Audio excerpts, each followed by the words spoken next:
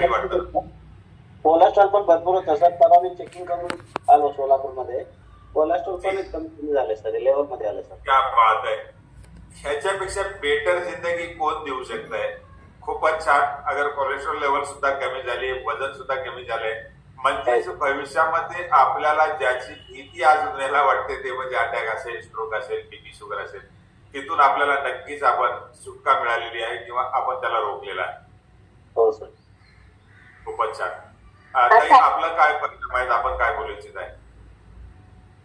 Thank you sir. आपल्याला कोचला मी आम्ही thank you बोलू शकतो.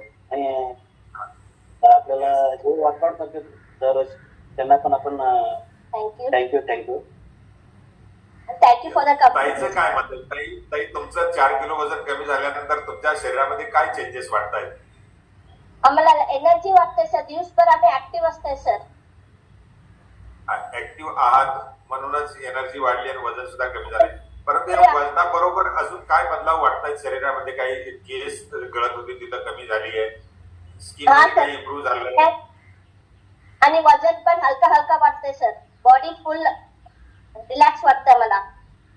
येस, बिलकुल. म्हणजे शरीर ऑटोमॅटिक आपली मसल गेन व्हायला लागल्यात आणि शरीर लचीला पण यायला लागले आणि हेच आपल्याला आपले पुढचं आयुष्य